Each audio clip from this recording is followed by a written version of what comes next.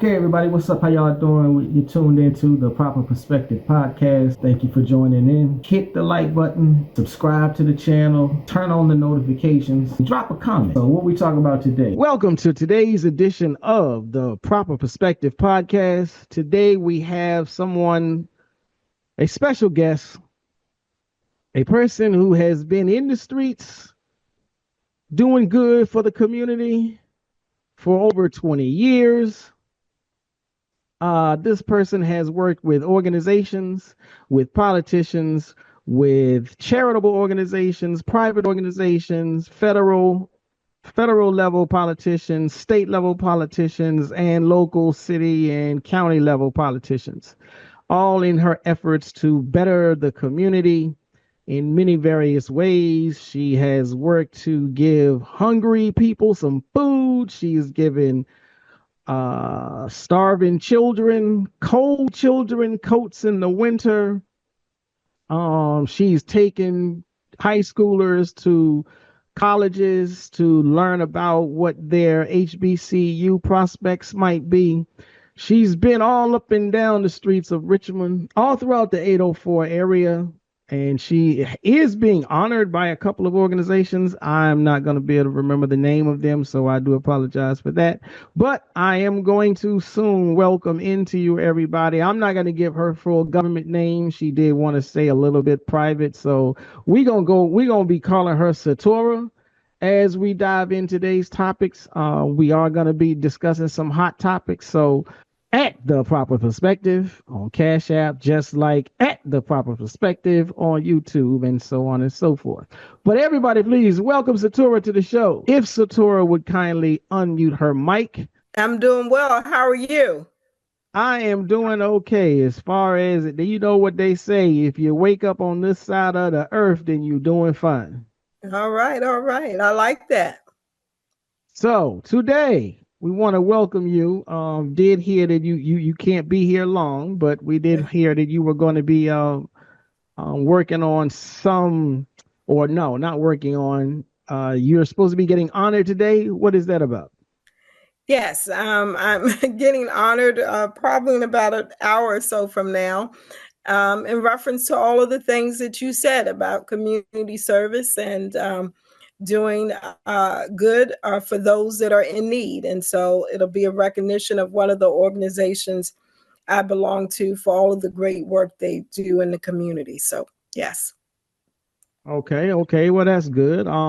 So let me see. Well, one of the reasons we wanted to have you on the show today, you do have a background in politics.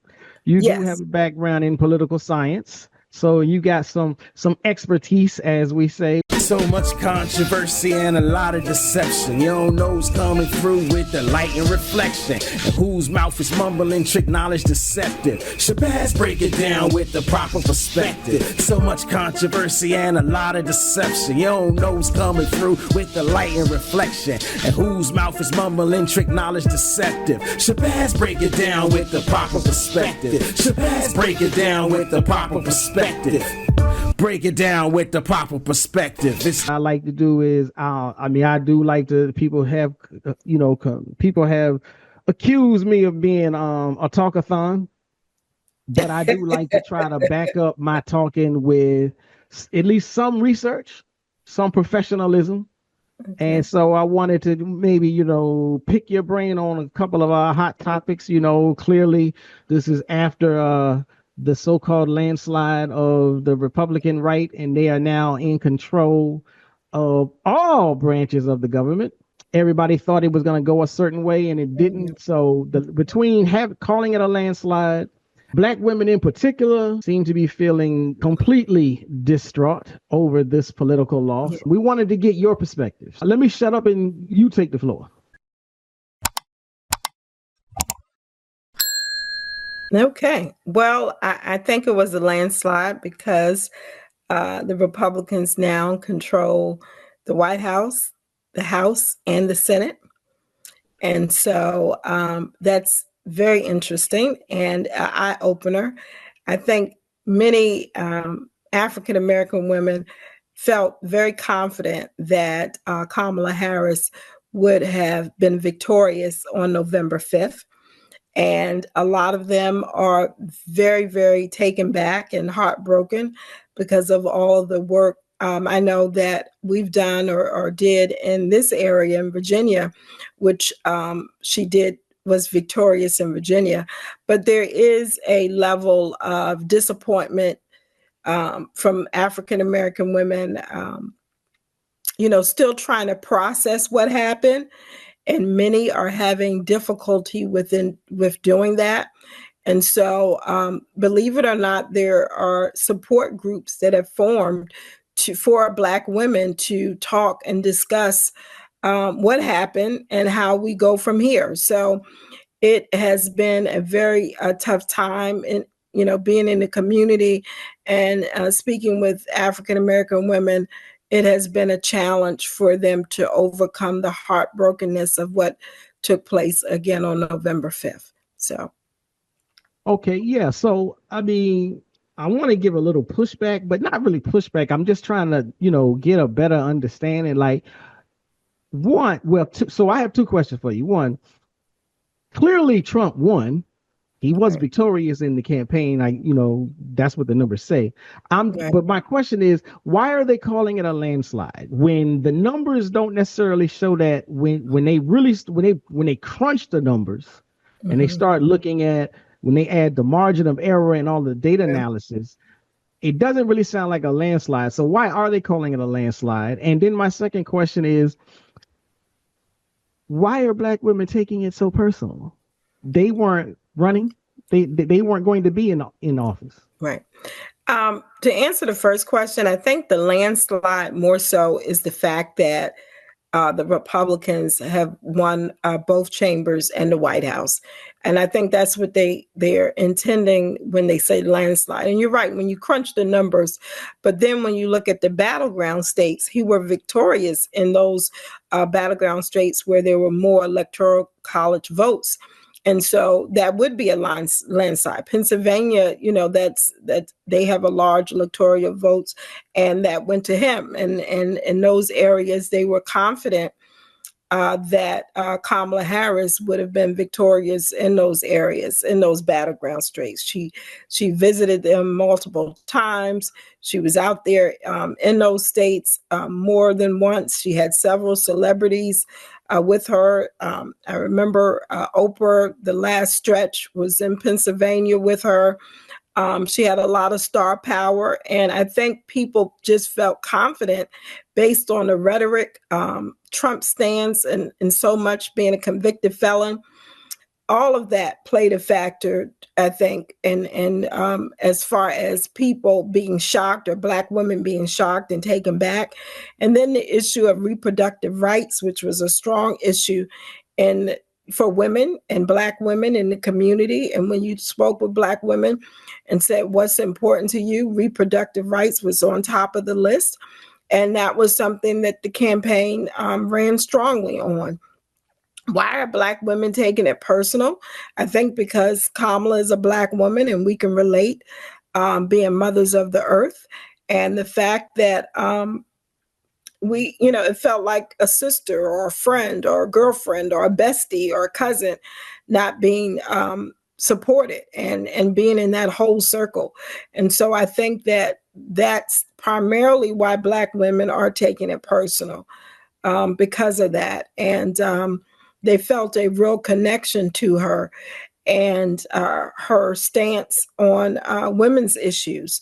And I think that's what kind of binded a lot of the women together in her campaign path. And so many of them, feel that a loss for her was a loss for them. So, yes.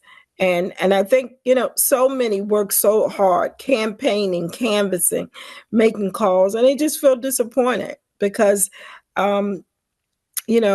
leading up to the election, we thought, hey, she had this, and unfortunately she did not. So. Okay. Well, I will say, at least for as far as the landslide thing, I think I have a better understanding. When you say, considering that she campaigned heavily in the what the swing states? The battleground states. Battleground states. So if she campaigned heavily in the battleground states and she still lost those, I guess I would have to say, okay, then I do see why in that respect it would be a landslide. So thank you for that. Let me see now. Okay, so I hear what you're saying as far as the women, the Black women feeling let down, I guess what I don't know.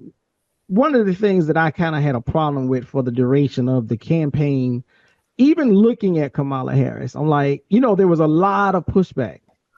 And people like to say that the pushback came from these small pockets of the community. But so far, those small pockets represented about 20% of the community. Now, yes, that's still a small number. 80% of Black folks still voted for Kamala. But that 20%, it almost sounds like, it almost feels like they kind of stood there almost like a swing state themselves. And they didn't, they went the other way. They didn't go Democrat. They didn't go Kamala. But the pushback came from the idea. A lot of them said they don't feel that kinship. They don't see a sisterhood or a racial solidarity, brotherhood with Kamala Harris. And there were some people, I guess, I don't know if I should name them or not. I'm not trying to get into any type of legal scenarios, but I mean, there were definitely some social media influencers, male and female, that attacked Kamala Harris for not being the sister that the other 80% seem to think that she was. What's your view on that? Again, a lot of people were like, they said she's not Black. They said she's not Black. They said she's not Black American. They said, they said she was Indian on one side, and then they even went to attacking Jamaican ancestry and saying just because you're from Jamaica don't make you Black. And they attacked her on her father's side and said he isn't Black. So they were like, all in all, this is not a Black woman. With that being the case, what's your perspective on viewing Kamala Harris as Black versus non-Black, and that 20% voting for Donald Trump because they viewed her as non-Black? What's your perspective on that? Well, my perspective on that is that most, and 20% is not a huge number, huge percentage, but it shows that the majority did relate to her being a Black woman. I know her sorority members attending Howard University. So the majority did relate to her being African American woman. There were a lot of negative reports and information about her not being Black. And you had everybody on social media going through her genealogy saying, okay, she's not Black, she's Indian, or some people even said she was white. I mean, it was just ridiculous, the things that you heard, and based on her race.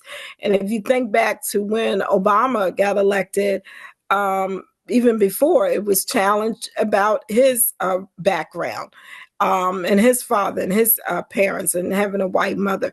So you hear all of that during the campaign. It's whoever has the loudest soundbite that could be positive or negative. In this case, they were trying to distance her from African Americans. It didn't work because she had a high percentage of African Americans that did vote for her.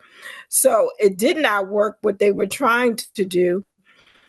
The majority of the Black women did relate to her being African American and having a Jamaican father. And so I think that it was just a lot of additional noise to distract from the issues, which that happens all of the time. It's a distraction, because if you focus on the race, then you're not focusing on the issues. And Republicans and alike usually focus on things that are not important to moving this country forward, but dividing us as a country. And race, as you know, is one of the common dividers. Okay. Eh,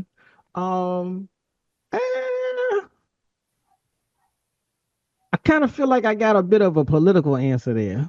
You or probably did. Correct answer there. I'm sure you did. Well, okay. Another answer for a different show. So, but yeah, well, let me just do a little bit more pushback. Sure. No, because I agree with what you're saying. I think I understand what you're saying. You know, ultimately, no, the attempt to divide or the attempt to separate Kamala Harris from the Black community did ultimately fail. 80% of the Black community still voted for her. So clearly 80% said enough with that nonsense and we rocking with our system. Right. I get that.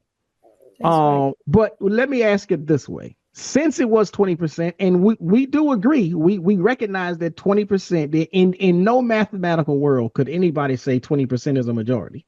Right. In no mathematical world would anybody say 20% wins the race, so to speak. Right.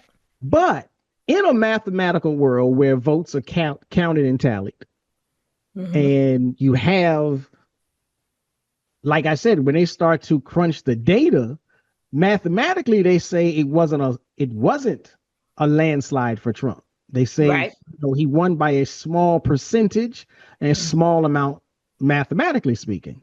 With that in mind, doesn't the 20% of Black people who voted who did not vote for Trump, because I'm not sure if the entire 20, I said that wrong. I'm not sure that the entire 20 voted for Trump, but they definitely did not vote for Kamala. So with that 20% of Black people who did not vote for Kamala, if they would have voted for Kamala, wouldn't she have won? And if that's the case, what does that say? What is the responsibility of the Democratic Party, so to speak, or the Democratic candidate? What do you say? How do you account for and make up for that 20%? If they went ripshot, but had they stayed under the umbrella, your candidate would have won. So what do you say about that? Like I said, I'm sort of calling that 20% a swing state. Clearly they're not a state because they run the whole gamut of the country, but that 20% voting block, there's power in that at least the Republicans took advantage of. Shouldn't the Democrats be trying to figure out a way to get them back under the umbrella? So are you saying that 20% is due to the race issue and not relating to her or feeling that she was African American? I'm a little confused. Well, I won't necessarily say that the entire 20% that did not vote for Kamala made their decision based on the race issue, what they call identity politics. But I will say it at least seems as though the vast majority of that 20%, in so much as, like, for instance, let's say 2%, let's say 5% voted for third party candidates.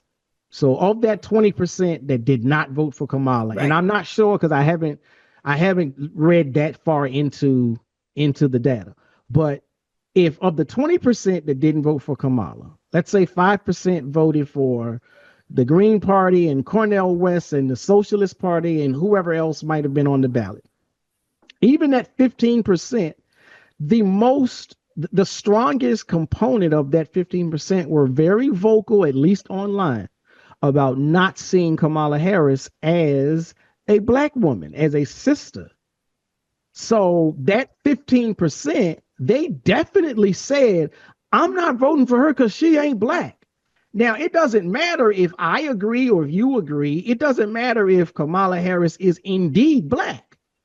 The perception of that 15%, which does compute to a huge amount of voters when you look at by how many she lost. So that's a lot of people who could have put her in the winning column.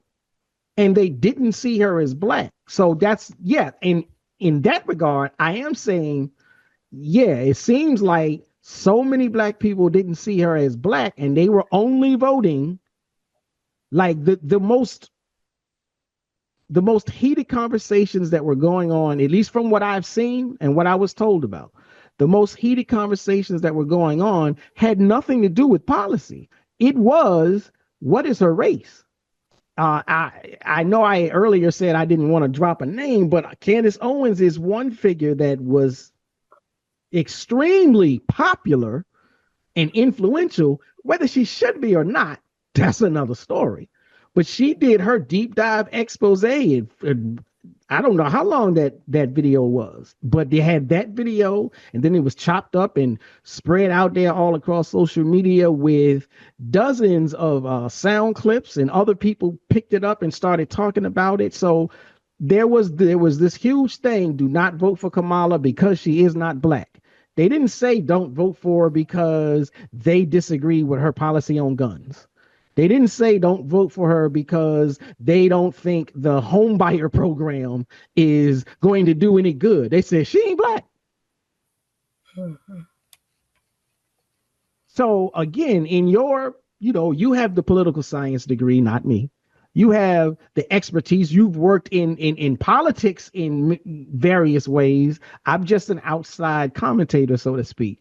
But if that is the contingency, if that is the perspective, this swing state size number of voters who simply said, we're going to vote on race alone. I mean, what do you do with that? I don't know if it's anything you can do if people are just voting on race and if they don't believe that she's African American. I don't know what more her campaign or what she could have done any more than what she did about her race and her background.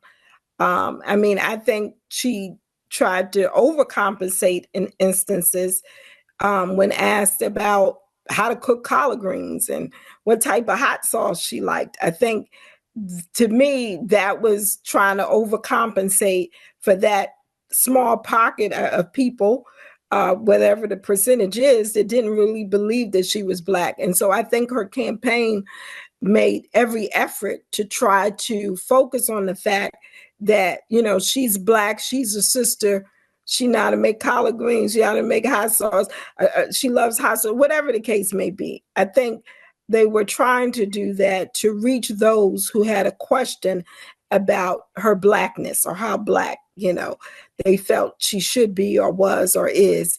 And so I think, when you're working on campaigns, you want to appeal to everyone and you want to make yourself appear to be the candidate for everyone, the candidate for the people. You want to put people first. You want people to relate to you. And I think sometimes we overdo it as candidates to make sure that we're relatable. I'm black. Am I black enough? I'm pledged to Black sorority. I went to a HBCU. And with all of that, black. Some people still said, oh, she's not black. So I'm sorry. No, I'm just joking. I'm just cutting jokes. I'm blackity black. She tried to she tried to blackity black. She tried to out black the black brothers and the black sisters. Yeah. And I think, and people took offense to that. They said, oh, she doesn't need to do all of that. But she did, because she, as you stated, there was a pocket of folks, whatever the percentage is, that did not relate to her as being African American or being black. And I think that's why the campaign, had her doing things that would associate with, what people, quote unquote, would say being black or being black enough or which, I mean, you don't wear your blackness necessarily on your sleeve as it relates to eating fried chicken, watermelon, or whatever. But, you have people that relate to blackness with that. So, Are you saying black people only eat fried chicken and watermelon? No, but there are a lot of people that feel that that's all black people eat. Now, personally, I mean, I could take fried chicken or leave it. Second of all, watermelon is not my favorite fruit. But I know that a lot of people think that that's all blacks do is eat fried chicken and eat watermelon. You don't eat no watermelon. You don't eat no watermelon. Oh no, I didn't say I didn't eat it. That's just not my fruit of choice. I like grape. I'm a grapes person. But that doesn't mean pull my black card or I'm not black because I don't, but yeah. I mean, this is all true. Again, I'm joking. I'm just poking around with making fun, but seriously, again, so I have two more questions, and then I'll let you go. I hope we make it through the full broadcast or whatever. But so question number one. So politically speaking, regardless of it's Democrats versus Republicans, when you have a voting block that is truly invested into voting based upon race. And I'm asking this question. I'm not saying that I'm not saying that there's anything wrong with the black people, that 15 to 20% that voted not for Kamala because they didn't see her as black. I'm not saying that they were wrong. My question is there, when you have identity politics to that matter, should the candidates address it, or should the candidates just say, look, we're going to write that block off and go on about our business? We got other things to do. That's one question. I think you can address it to a certain degree, but after a while, you have to focus on the majority of the block, because that group may never see it your way. You can make the attempt. I'm saying not to ignore them, but I wouldn't overly put my resources in 15%, where you have a larger percentage you need to focus on. Yes, every vote matters. Every vote counts. You can do what you can, but I don't know how you can change the minds of people that don't feel that you are black. I just don't know what else can you do that she hadn't done during the campaign to prove her blackness, and to relate to African Americans. So I'm not saying you completely shut them out, but if it's a small pocket, you may not ever be able to win them over. Some people's, their hearts and minds is set, you're not black. Whatever you say or do, I'm still not going to believe that you are. And so at that point, you got to redirect your resources to the majority. Okay. I can understand that. Okay. So this will be my last question. Okay. It's sort of a bridge between, the whole, we're not voting for Kamala stuff, and we're voting for Trump stuff. So another one of the big arguments that people put out there as why we shouldn't be voting for Kamala, they said, we've been voting Democrat for the past 60, 70 years. We ain't got nothing. Every time we ask for stuff, when we ask for tangibles, we get told to sit down. The game is deep. Now that resonated with me. I'll be honest. I really felt like, looking back over the years, at least what we asked for. I'm not saying that we didn't get some stuff. Right. Clearly we got some stuff. Right. Now I'm not saying we didn't get stuff, but I'm saying, like, if you ask for the moon and you're given a star, you can be appreciative of the star, but never forget you was trying to get the moon, so to speak. So with that as the perspective, I love to work that word into the podcast. All right. Should black people, either the 80% that voted for Kamala or the 20% that voted not for Kamala, or combine them together, should black people be demanding tangibles from the new president-elect, Donald Trump? I think that with every election, black people should be demanding tangibles, regardless who's in office, whether it's a Democrat or a Republican. I do think that blacks should demand. And to answer your question or statement about any tangible things that black people have gotten under Democrats, I mean, if you look at things such as a recent bill that Biden passed along with Congress on student loan forgiveness, That's something tangible that students, that have attended HBCUs or What is that for us? PWIs. I'm sorry. What is that for us? Like I hear where you're going, and I don't disagree necessarily. Right, but I think when the conversation is had about the tangibles, mm-hmm. when that conversation is had in the Black community, it is really about what can we demand or ask for that is strictly for us.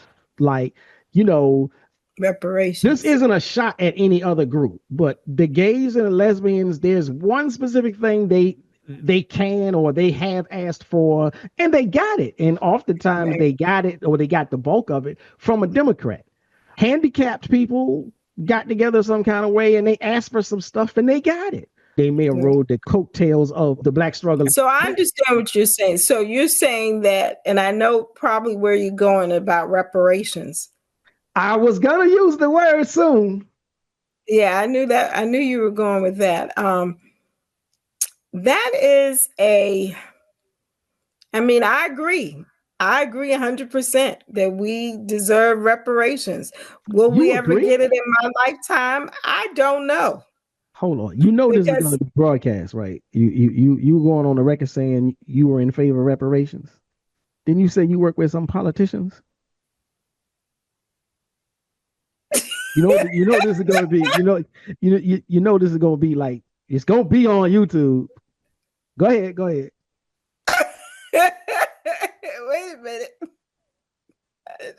Okay. Well, no, I do, as a private citizen, I have a voice, and I do believe that we should get reparations. I'm not against reparations at all. So, this is Satora speaking, and this is what I believe. And, I would publicly say, if asked, people have to understand that reparations is not a dirty word. So it's not anything with a negative connotation because you say you support reparations, and it should not impact anything, whether you work in a political arena or private sector or public sector. Reparations is not a dirty word. If you feel that African Americans are entitled to reparations, there are studies, within the state now currently that studied a commission to study slavery. And one of the things that was addressed was reparations. So it's not a dirty word. It's not a secret. We should be proud. If that's what you support, then we should work towards ways to get to the reparations that we feel that we deserve. So I'm not ashamed to say it. That's my perspective. And so, and I'm okay about it. I mean, yeah. So we actually got a Virginia commission on reparations. What do you, I had no idea. That's good to know. Right. It was the commission to study slavery. And one of the areas they looked at was reparation. The title of it wasn't reparations, but a part of the commission study, they looked at reparations. That was a part of it. My bad. And that study will be made public and to the General Assembly and to the public in 2025 in January. So, yeah. Okay, so we come around the corner on that. So they are calling for reparations though within the study. Well, in the study, that's one of the recommendations.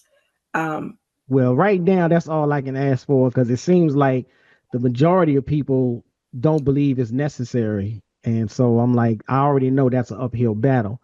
But not to cut you off and not to cut anything else short, we are going to have to get ready to get out of here. So I just want to say I appreciate you coming by. Maybe in the future you could come by again. I do want to say, what's the name of the podcast? At The Proper Perspective. In general, we just say Proper Perspective, but when I was fighting to get everything all set up, somebody else already had something like that. So I have to make sure that I include at The Proper Perspective. If you tuned in, if you enjoyed the show, please drop a comment, tell us what you think. Make sure you hit the like button, make sure you subscribe to the channel. That's right. All that stuff, you know what to do. So thank you Satora, for coming by, and thank you everybody. We out. Peace. Thank you. So much controversy and a lot of deception. You don't know who's coming through with the light and reflection, and whose mouth is mumbling, trick knowledge deceptive. Shabazz break it down with the proper perspective. So much controversy and a lot of deception. You don't know who's coming through with the light and reflection, and whose mouth is mumbling, trick knowledge deceptive. Shabazz break it down with the proper perspective. Shabazz break it down with the proper perspective. Break it down with the proper perspective. It's the breakdown with the proper perspective. This the breakdown with the proper perspective. The proper perspective.